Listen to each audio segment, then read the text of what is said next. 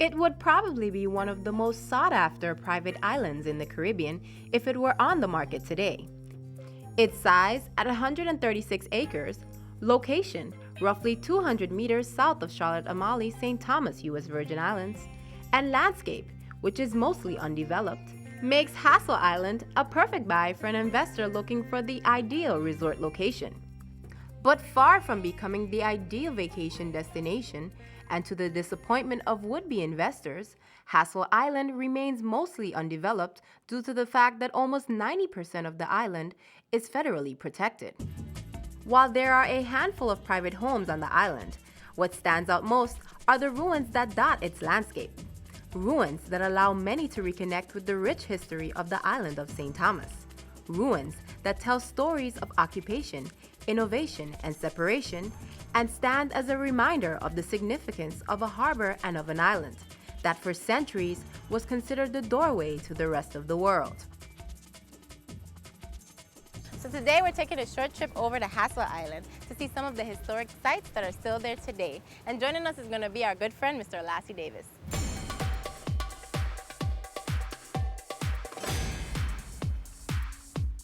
Lassie! Hey! Hi, how are you doing? It's great to see you again. I'm looking forward to going to Hassel Island today. What should we expect to see? Many historical structures on Hassel Island. The fort, as you know, was built by the Danish during the 1700s and reclaimed by the British during the 1800s. And also, the marine facilities were built in the 1800s. And so you will see great things over in Hassel Island. Well, I'm excited. Let's go. Let's go. All right.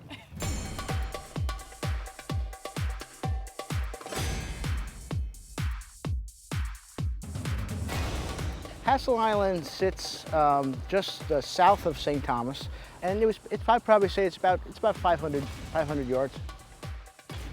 Hassel Island is only accessible by boat, as you know.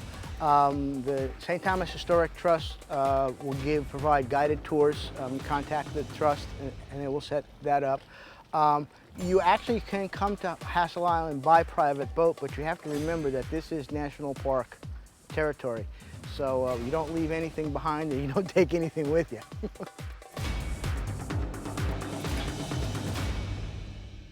What people should know about Hassel Island, first off, is that Hassel Island was not always an island. It was actually attached to the mainland of St. Thomas by an isthmus of land called Haulover, okay? And that isthmus was about 30 yards wide and 8 feet tall. There are many historic ruins here on the island, some of them in various states of repair. On the south side of the island, you have Fort Frederick that was built in 1777, renamed by the British in 1807, Fort Willoughby. Also on the south side of the island, you have Cowell Battery that was built in 1801. Heading south to north, you have the British enlisted barracks area. You have the British officers' quarters area. On the north side of the island, at the very top, you have Fort Shipley. You have the remnants of the old leprosarium. You have the remnants of the Royal Mail Yacht Packet Company, the Bronsted Coaling Company, the Hamburg American Line. You also have Creque Marine Railway. And the ruins of the Creque Marine Facility is where we will start today's journey of rediscovery. Wow. Oh, wow. This is huge, Lassie. This is what, the Creque Marine Railroad Facility? Correct. Could you tell us a little bit about it? What was it used for while it was? Well, back in the 1840s, it was established, this facility. And basically, we established for ships that come in this particular area. I noticed that's the steam engine right there. And the ships come down this area here, and they pull the ship up here for repairing. This is the oldest one in the Western Hemisphere. Wow. And this is the oldest surviving one in the world. This is how the facility would have looked in the 1800s. A large ship cradle built out of wood that ran on 4 rails down a shallow incline into the water. Vessels would be floated into the cradle, then drawn up the railway by a winch.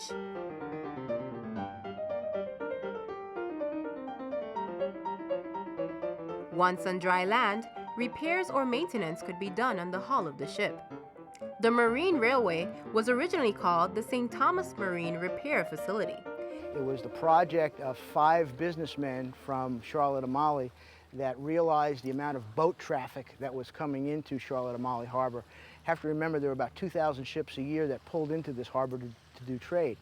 Majority of those ships, after a long sea voyage, needed repair. This facility repaired about 50 ships a year. Average tonnage was between 400 and 800 tons. The largest ship pulled out here was 1,200 tons, which is a good-sized ship. In about 1910, a gentleman by the name of Henry Creque bought the facility, updated it from steam power to diesel power, reopened it in about 1912, and it continued to operate until it finally went bankrupt in about 1965.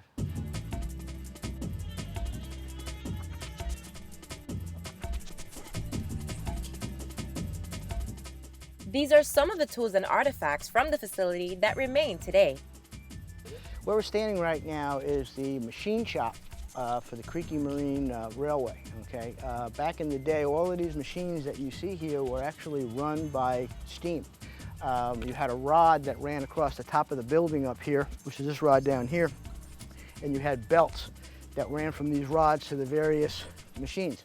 And they would use a clutch system to tighten up the belt, turn the wheel on the machines, and they get the machines to turn. You've got a drill press over here, you've got a lathe over here, you've got a pressing machine over there. One of my favorites over here is a hacksaw.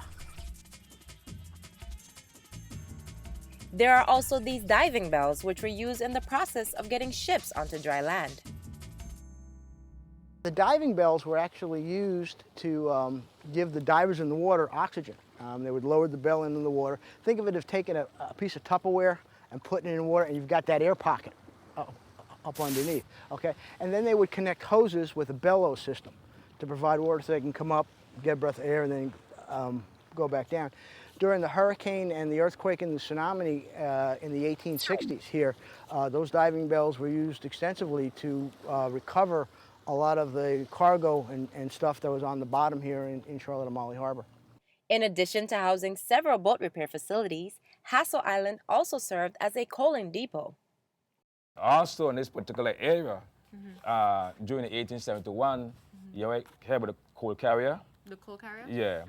There were these people from St. Thomas, from here, they carry coal to deposit in this particular area.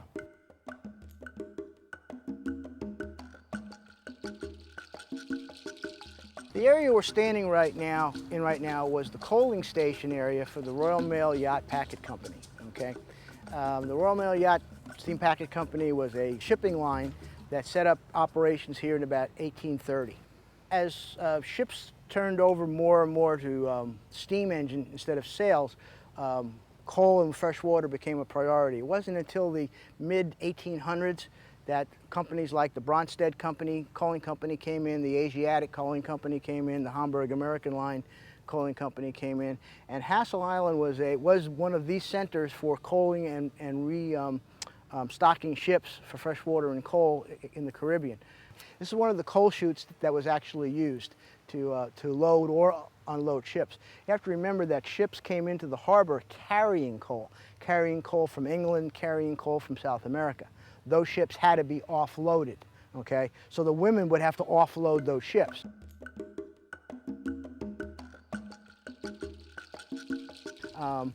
The women called coaling ladies, were the people that actually loaded coal aboard the ships. They would carry coal on their heads in 85 to 95 pound baskets, and they would get paid equivalent of a penny a basket. Ships that were light on coal would sit high out of the water. So in order for the women to get up into the ships, they would have to build scaffolding, and they'd have to transfer back and forth on the scaffolding to get up into the ship and load the coal. If the ship's draft was shallow enough that it could pull up to the dock over here, they would offload the ship directly off this coaling dock. Okay? If the ship couldn't get into the dock, then it would be anchored out in the harbor, and then they would use what was called a coaling lighter. And we do have a one that's on the beach over here at Creque Cove. Where we are right now is Creque Cove. The original name for Careening Cove was called Okenhullet, and that was the Danish name for hurricane hole. And as you may be able to tell, it sits in a pretty reclusive area, which is a good spot to weather a ship in a storm. All right. Behind me here, we have the remnants of what's called a coal lighter. This was a small vessel pointed at both ends that would be used to offload coal from ships in the harbor, loaded into these smaller vessels. Smaller vessels would bring the coal to the wharf, and then coal would be offloaded to be stored, and then the coal would be loaded on ships at a later date. Careening Cove at one time was the home of the Bronsted Coaling Company and the Hamburg American Line over here. The Bronsted Coaling Company around the corner over here used to advertise that their coaling ladies could re-coal a ship in 5 hours or less. So that's a lot of work.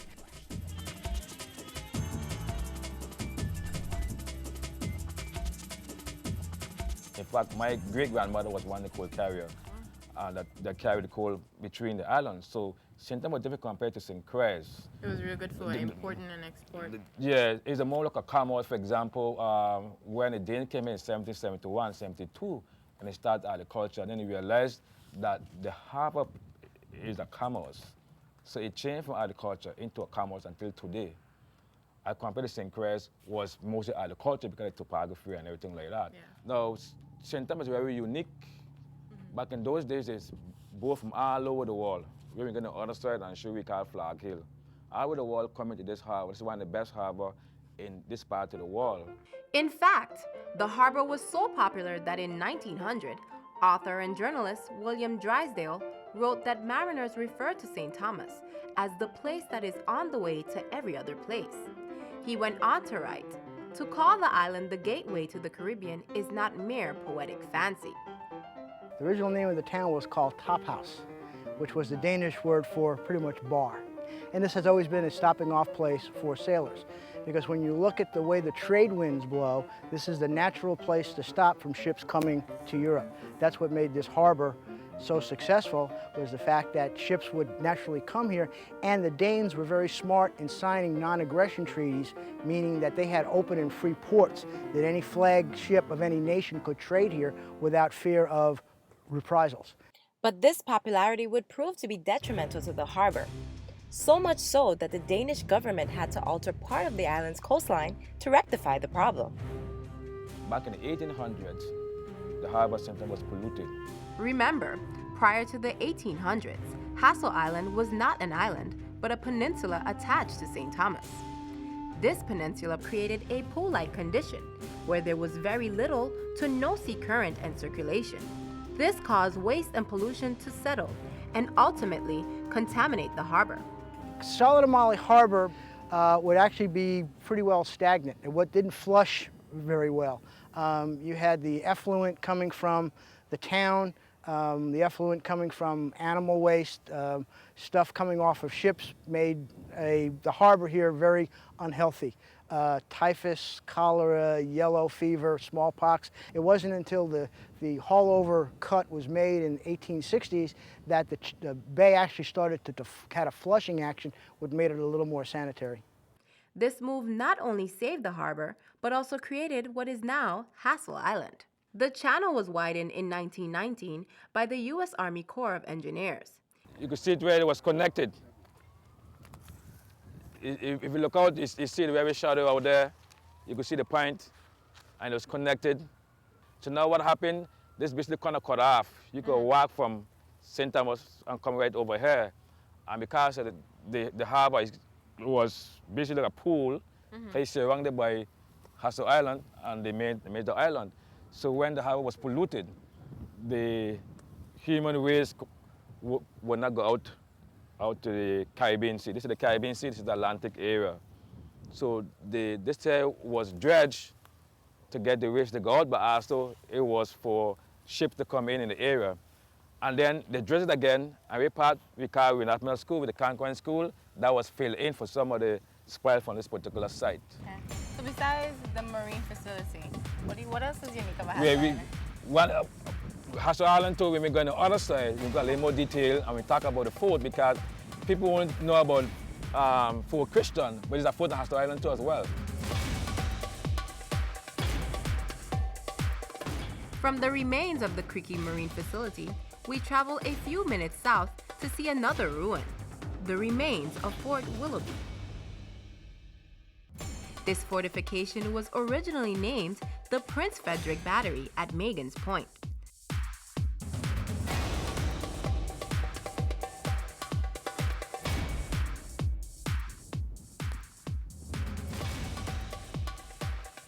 Now this fort rests on roughly a half an acre of land. It was strategically placed on the south side of Hassel Island so that any boats coming into the harbor would pass right in front of it.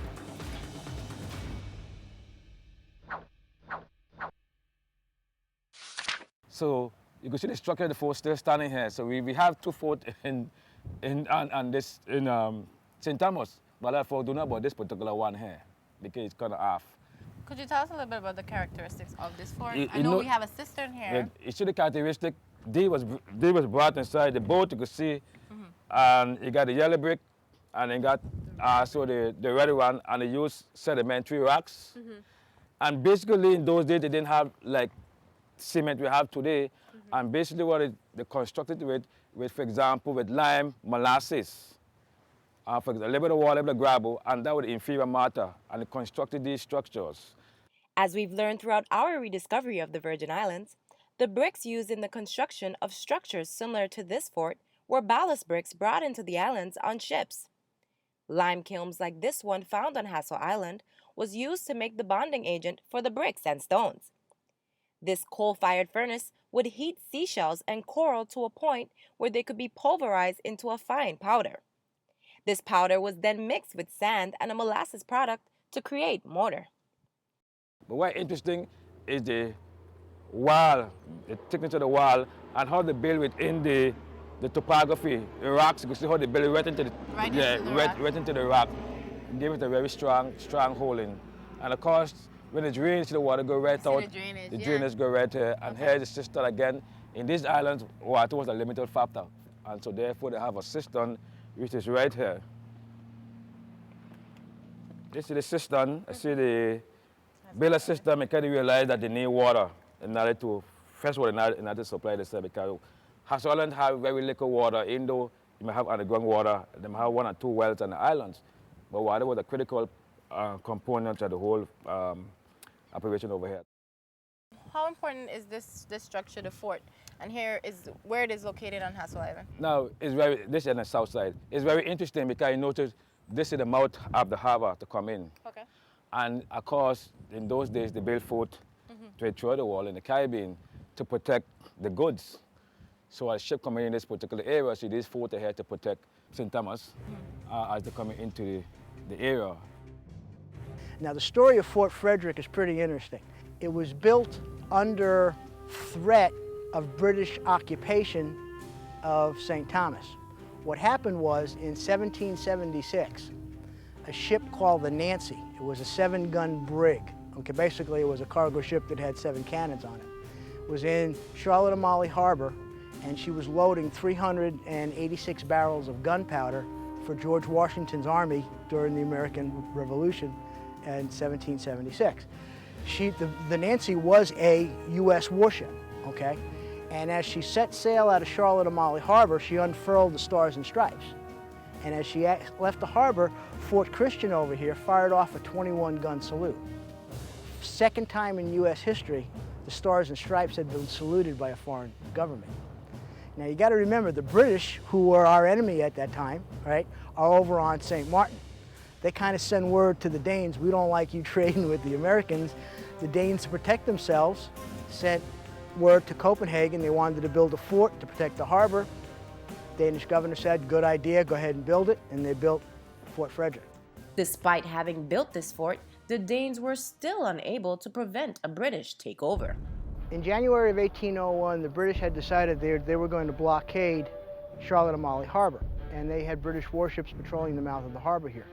On March 3rd, 1801, there was a Danish ship called the Løjen that was coming from St. Croix, getting ready to enter the harbor here in Charlotte Amalie. It was a British warship called the HMS Arab, under the command of a gentleman by the name of Captain John Perkins that saw the Loygan and was planning to intercept it.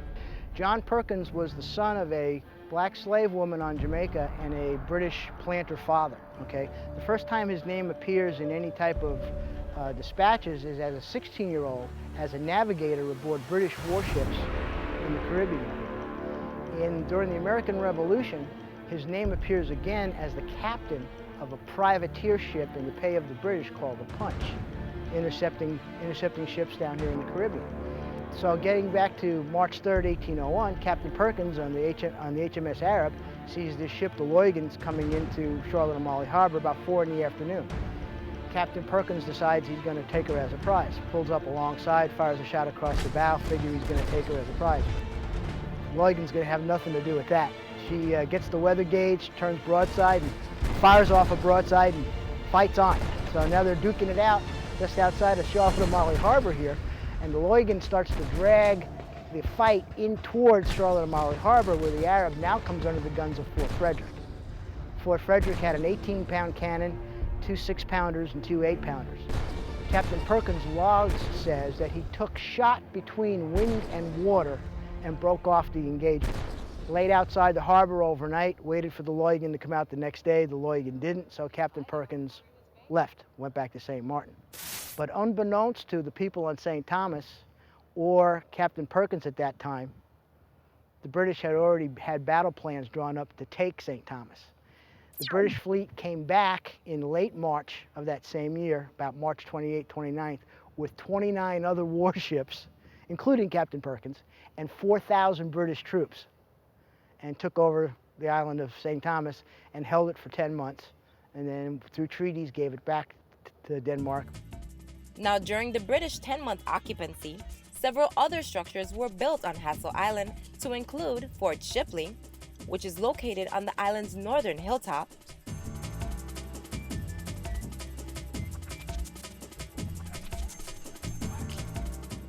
and Cowell's Battery, located on the southern hilltop.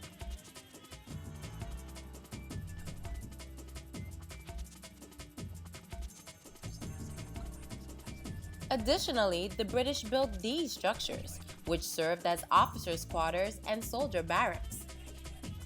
We are at the location of the British officers' quarters.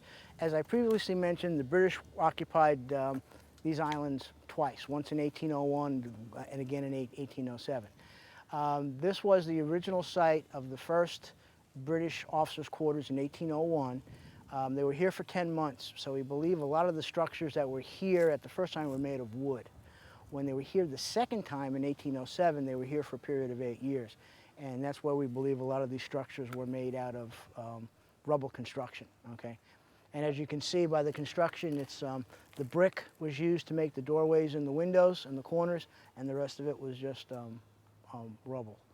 This second occupation by the British also saw the construction of Garrison House, which served as a munitions building.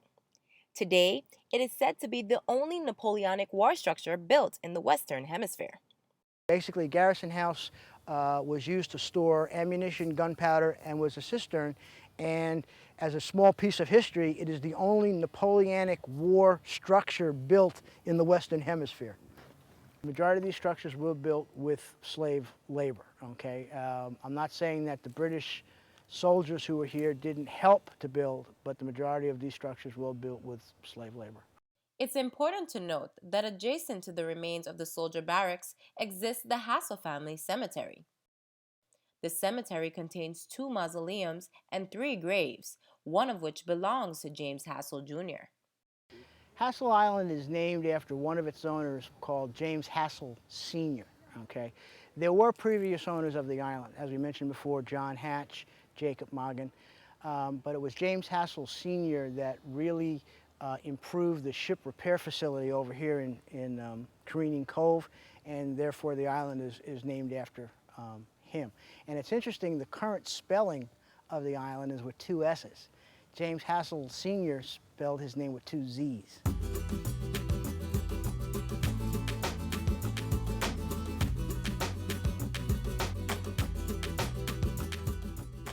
Despite only being 136 acres in size, Hassel Island has quite a rich and impressive history, one that stretches across the globe, and one that is well documented throughout the centuries. It's St. Thomas's history book that floats just meters away. It's been a great day of rediscovery, but unfortunately, we've run out of time. Thanks to Mr. Olassie Davis, and thanks to the St. Thomas Historical Trust for taking the time to guide us on these tours. And of course, thank you for watching. So until next time, cherish your home, this beautiful island, but most of all, cherish each other.